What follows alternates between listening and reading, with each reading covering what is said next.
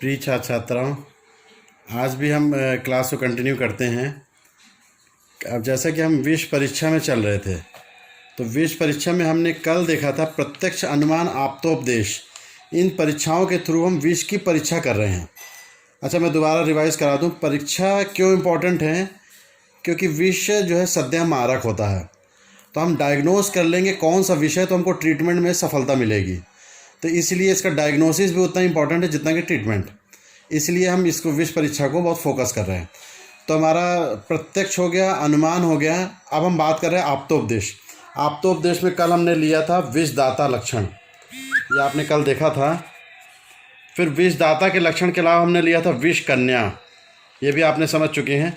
फिर उसके बाद जो डेली रूटीन में पुराने समय में राजा रजवाड़े या जो लोग हैं वो लोग क्या चीज़ें यूज करते थे, उनमें भी लोग पॉइजन मिलाते थे। तो ये स्लो पॉइजन था। ये डेली पॉइजन मिलाने से इनमें आपकी क्या हो जाएगी, इम्यूनिटी कम हो जाएगी, और इम्यूनिटी कम होने के बाद थोड़ा सा डोज भी लास्ट में आपको मार सकता है। तो ये वो वाला क्रम था, ये उसमें यूज करते थे ऐसा। आज हम बात करेंगे कुछ जो है फूड जो है, मैंने बताया था आपको राजवैद्य एक नियुक्त होता था राजा के लिए। उसकी ड्यूटी रहती थी कि फूड में कोई केमिकल या कोई पॉइज़न तो नहीं है जो कि घातक या मारक है राजा के लिए। तो उसके लिए वो उस ज़माने में, आजकल तो केमिकल एनालिसिस हो जाता है, बट उस ज़माने में टेस्ट इन फायर किया जाता था। क्या करते थे, जो अगर खाना विषैला हुआ तो वो अभी हम देखते हैं क्या होगा। जैसे पॉइजनड फूड, देखिए ये चौथा पॉइंट हम चल रहे हैं ना, विषदाता, विषकन्या, उसके बाद विषाक्त द्रव्य जनरल रूटीन वाले, और चौथा पॉइंट है टेस्ट इन फायर। तो टेस्ट इन फायर में देखिए पॉइजन फूड हुआ, मतलब उसमें जहर मिला हुआ है। तो उसको हम अगर आग में डालेंगे तो कलर ऑफ पिकॉक्स थ्रॉट, तो उसकी कैसी ज्वाला निकलेगी, जैसे मोर के पंख जो हल्का सा ब्लूइश शाइनिंग वाला ब्लूइश रहता है, वैसी कुछ उसकी ज्वाला निकलेगी। और अनबीरेबल एंड इरिटेटिंग फ्यूम्स, और जो हम बर्दाश्त नहीं कर सकते, हमको इतनी इरिटेट करेगी उसकी धुआं, उसका फ्यूम वो निकलेगा। सीवियर्ड एंड डिसजॉइंटेड फ्लेम्स, देखिए यहाँ पे देखा डिसजॉइंटेड, मतलब वो एक लहकेगी और उसके बाद दूसरी वो एकदम ब्रेक होती जाएगी। क्यों? क्योंकि पॉइजन की वजह से वो कंटिन्यू जल नहीं पा रही है। ठीक है। और last, difficult to extinguish also mention in Sushruta Samhita. ये सारे सुश्रु संहिता में मेंशन है, इस प्रकार से इसका वर्णन है। मतलब आपको ध्यान रखिए कि आग में अगर हम डालेंगे तो क्या क्या मिलेगा, पिकॉक नीले रंग की आभा जैसी ज्वाला निकलेगी, और बहुत तेज़ तीक्ष्ण धुआं निकलेगा जो कि आपकी नोज़, आइज़ आपको इरिटेट करेगा। उसके बाद सीवियर्ड एंड डिसजॉइंटेड फ्लेम, लौ कैसी निकलेगी, ज्वाला कैसी, एक निकलेगी तेज़ से फिर बंद हो जाएगी, फिर निकलेगी फिर बंद हो जाएगी। इस टाइप के लक्षण होंगे तो ये पॉइजन फूड है। और अगर हम सिर्फ सिंपल फूड को डालेंगे ये सब कुछ नहीं मिलेगा। या तो वो फूड सीधे सीधे जल जाएगा, और सिंपल जो येलो कलर जो लौ की रहती है, येलो और हल्का सा रेड, उसमें ही जल के वो समाप्त हो जाएगा। तो ये जो स्पेशल अपीयरेंस हुआ था, ये किस लिए हुआ था? Due to presence of poison, जहर उसमें है, वो जहर की वजह से ऐसा हुआ। अब इसके बाद हम देखेंगे अदर टेस्ट। जैसे एक टेस्ट तो ये हो गया test in fire, other test भी होते थे। If food put to flame test, अभी हमने बात किया, ये चरक ने मेंशन किया है। ये वहाँ पे हमने सुश्रुत का भी रेफरेंस देखा है। सुश्रुत में मैं बता दूँ, अगतन का सबसे ज़्यादा डिटेल वर्णन सुश्रुत संहिता में ही मिलता है। ठीक है। लेकिन यहाँ पे चरक ने भी कुछ बोला है, if food put to flame test, अगर हम आग में डालते हैं तो सेम चीज़ जो अभी मैंने बताई थी, the flame of fire acquires variously abnormal colours in contact of poison food, the flame becomes of variegated colour like those of peacocks with the same, वही चीज़ ऊपर का वर्णन यहाँ पे भी है। ठीक है। If food put to utensils, अगर इसको बर्तन में रखा जाता है, कई लोग बर्तन से भी इसकी परीक्षा कर लेते थे। वो कैसी थी परीक्षा, देखिए, if it becomes devoid of normal colour, मतलब उसका जो बर्तन का जो नॉर्मल शाइनिंग हल्का सा कलर रहता है ना, वो कलर ख़त्म हो जाएगा उसका। किसकी वजह से? पॉइजन फूड की वजह से। And it kills fleas make the crows feeble voice, और ये क्या करता है, कुछ कीड़े वगैरह जैसे ही लग जाते हैं, बासी खाने वगैरह में लगते हैं, वो सारे कीड़े हमको मरे हुए दिखेंगे। इसके अलावा कौवा को देखा होगा, कौवा जो है गंदा खाना वगैरह ये सब खा लेता है। तो कौवा जब खाने के बाद, कौवा का जो स्वर, जो काँव काँव, वैसे भी कोई अच्छा स्वर नहीं है, वो भी बिगड़ जाएगा, जो स्वर है वो भी बिगड़ जाएगा। फीबल वॉइस मतलब हीन स्वर हो जाएगा, इतनी तेज़ आवाज़ में नहीं बोल पाएगा वो। क्यों? Due to poison. And the pigments the eyes of chakor. एक चकोर पक्षी होता है, उसकी रेड आई रहती है, तो रेड आई से वो दूसरी कलर में कन्वर्ट हो जाएगा। रेड आई उसकी नॉर्मल होती है, तो D pigments the eyes of चकोर वो हमको मिल जाएगा। ये हुआ फूड पुट टू यूटेंसिल्स, ऐसे बर्तन से संबंधित जो पक्षी जानवर हैं वो सब में असर हमने देखा। If food put in alcoholic drink, अगर एल्कोहल मतलब अब इसको ड्रिंक भी मद्य भी मान सकते हैं, शराब भी मान सकते हैं, एल्कोहलिक ड्रिंक में हम डालेंगे तो इट डेवलप्स ब्लू लाइन्स। तो इसमें हमको क्या मिलेगा? Blue line. आपने गौर किया होगा वहाँ जलने में भी ब्लू लाइन है और यहाँ भी ब्लू लाइन, क्योंकि थोड़ा सा इस पॉइजन्स जो है इसी कैटेगरी का होता है, ठीक है ना। उसमें डार्क लाइंस के ज़्यादा चांसेस रहते हैं in general. It develop blue lines, blue lines मिल जाएगा हमको किस में? एल्कोहलिक ड्रिंक में। एबनॉर्मल कलर मिल जाएगा, जो कलर नहीं होना चाहिए। भाई वाइन आप रम या जो भी लेते हैं उनका एक नेचुरल कलर रहता है, वो कलर ख़त्म हो जाएगा।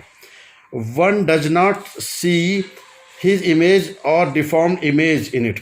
आपने देखा होगा कभी कभी ड्रिंक हम डालते हैं, अल्कोहलिक ड्रिंक या जो भी डालते हैं, अगर कांच की गिलास में हम डालें तो एक तरफ से हम देखेंगे तो दूसरी तरफ का भी हमको बिल्कुल ट्रांसपेरेंट दिखता है, बिल्कुल पारदर्शी। लेकिन अगर पॉइजन्ड फूड होगा और वो डाला जाए तो ये पारदर्शिता ख़त्म हो जाती है। And there is excessive frothing on additional of salt. अगर इसमें हम थोड़ा सा नमक मिला दें तो बहुत ज़्यादा झाग आएगा, जबकि अगर नॉर्मली हम नमक मिलाएंगे इतना झाग नहीं आता है। ये झाग क्यों आया? क्योंकि साल्ट, सोडियम क्लोराइड ने रिएक्ट किया किसके साथ? रिएक्शन किसके साथ हुआ? जो भी टॉक्सिक सब्सटेंस है, तो उसकी वजह से ये फ्रोथ डेवलप हो जाता है, ठीक है। फिर इसके बाद देखिए by smell of poison food and drinks. अगर आप इसकी स्मेल लेंगे पॉइजन फूड एंड ड्रिंक की तो क्या मिलेगा आपको? वन गेट्स ए हेडेक, एक हेडेक बहुत ज़्यादा मिलेगा आपको, सिर दर्द, कार्डियक पेन एंड फेंटिंग। आपको हेडेक मिलेगा और कार्डियक पेन मिलेगा, हार्ट में भी दर्द होगा, और क्या मिलेगा आपको? फेंटिंग। फिर इसी के साथ देखिए by touch of the same there is swelling in hands. आपको हाथ में अगर हम इसको टच करेंगे ऐसे पॉइजन फूड को, क्योंकि हम हाथों से ही खाते हैं ना, या वो अलग बात है हम स्पून से भी खाते हैं, पर जनरली कुछ फूड को हम हाथ से ही टच करते हैं आज भी।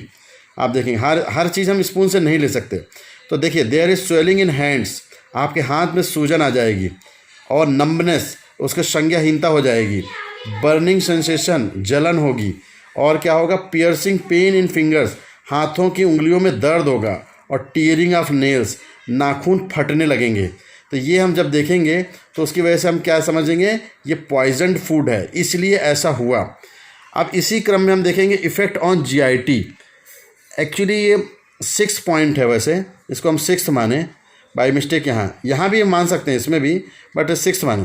अगर पॉइजन फूड होगा तो वो जीआईटी, गैस्ट्रो इंटेस्टाइनल ट्रैक्ट में क्या क्या रिएक्शन करेगा पार्ट में, वो हम चेक कर सकते हैं। देखिए ये सब जनरल बातें हैं, आप इसको एक बार समझ लें अच्छे से कॉन्सेप्ट को, तो आपको रटने की भी ज़रूरत नहीं है। यहाँ पे आप ध्यान दीजिएगा, आपको उस पर्टिकुलर ऑर्गन्स, पर्टिकुलर उससे रिलेटेड जानकारी आप एक बार समझ लीजिए अच्छे से बस। तो देखिए पॉइजन फूड होगा और माउथ में रहेगा, सिर्फ हमारे ओरल रूट ऊपर ही, बक्कल के ऊपर ही रहेगा, हमारे मुंह के आसपास ही। तो क्या मिलेगा हमको? There is pricking sensation in the lips, आपकी लिप्स, ओंठों में चुनचुमायमान होगा। प्रिकिंग सेंसेशन मतलब जब पिन जैसे चुभ रही है, ऐसा चुमचुमायमान होता रहेगा। स्वेलिंग हो जाएगी, उसके बाद क्या हो जाएगा? Stiffness and discolouration of tongue, stiffness and discolouration of tongue हो जाएगी। फिर सेंसिटिविटी ऑफ टीथ हो जाएगा, टीथ में दंत हर्ष भी हो जाएगा, आप देखेंगे। फिर उसके बाद है लॉक जा, हमारा जो है हनुस्तंभ लॉक जा हो जाएगा। फिर है बर्निंग सेंसेशन इन माउथ, हमारे मुंह में क्या हो जाएगी? जलन ज़्यादा होगी। और सलाइवेशन, सलाइवेशन हमारा एक रिएक्शन है, एक नॉर्मल होता है, ये एबनॉर्मल में आता है, बहुत ज़्यादा ओवर सलाइवेशन कहेंगे हम इसको।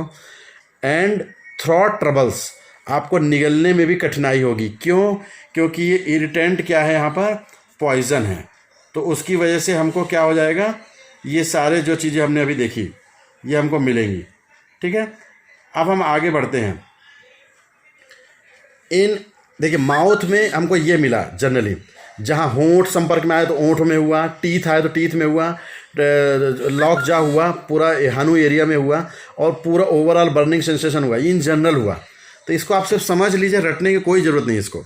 अब स्टमक में हम जाएंगे तो क्या होगा, देखिए, there are abnormality in complexion. यहाँ थोड़ा उल्टा हिसाब किताब है। आपके स्टमक में क्या हो जाएगा, आपके चेहरे की भाव भंगिमा गायब हो जाएगी, कॉम्प्लेक्शन में भी डिफरेंस आता है। एक्सेसिव स्वेटिंग, बहुत ज़्यादा पसीना आना, ये एक्चुअली स्टमक का इरिटेशन शो कर रहा है, ये एक्सेसिव स्वेटिंग। लेसीट्यूड, बिल्कुल आलसी जैसा रहना। नौजिया, बेचैनी, घबराहट। उल्टी के पहले आपको कैसा फील होता है, वो सारे सिम्टम्स हम यहाँ देख सकते हैं, क्योंकि उल्टी एक रिएक्शन है, स्टमक का ही रिएक्शन है। जब स्टमक में कोई इरिटेंट मटेरियल पहुँचता है तो स्टमक उसको पूरी कोशिश करता है कि बाहर फेंक दे, तो उसी प्रक्रिया को हम उल्टी कहते हैं, वमन कहते हैं। वमन तो नहीं कहेंगे, उल्टी कहेंगे हम।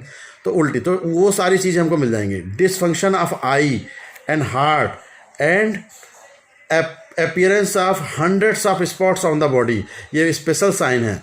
आपको छोटे छोटे स्पॉट्स दिखेंगे, ये एलर्जिक रिएक्शन है।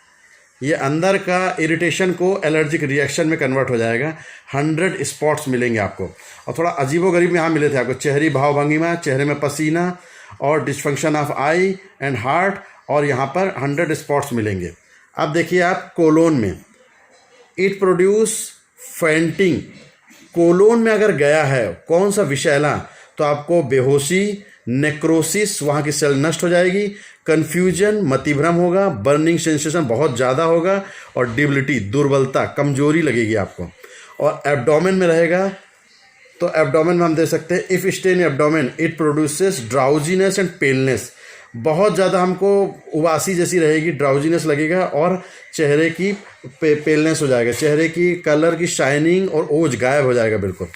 और लास्टली हम देखेंगे यहाँ पे, आल्सो आचार्य से different test for poison food by their appearance by effect on the animals and birds. ये हम कल समझेंगे इसको हम, ठीक है ना। तो कुछ पक्षियों में भी हम देख सकते हैं उसका हाव भाव। पहले लोग ऐसे एग्जामिनेशन होता था, पक्षियों के थ्रू, बर्तन के थ्रू, और उसके लक्षण के थ्रू, सामने वाले के किस जगह कहाँ प्रॉब्लम हो रही, तो वो उससे डायग्नोस होता था कि यहाँ पर ही इससे संबंधित चीज़ ही कुछ खराब है, और वो राजवैद्य लोग डायग्नोस कर लेते थे। ये उन्हीं का ही फॉर्मुलेशंस हैं जो कि हम चरक के थ्रू पढ़ रहे हैं, वो यूज करते होंगे ये सब चीज़ों का, ठीक है ना। तो इस प्रकार से आज हम यहीं समाप्त करते हैं। आप लोग अपनी अटेंडेंस भेज दीजिएगा, और जो क्वेरी हो आप क्वेश्चन करके व्हाट्सअप कर सकते हैं मुझे। चलिए, ओके।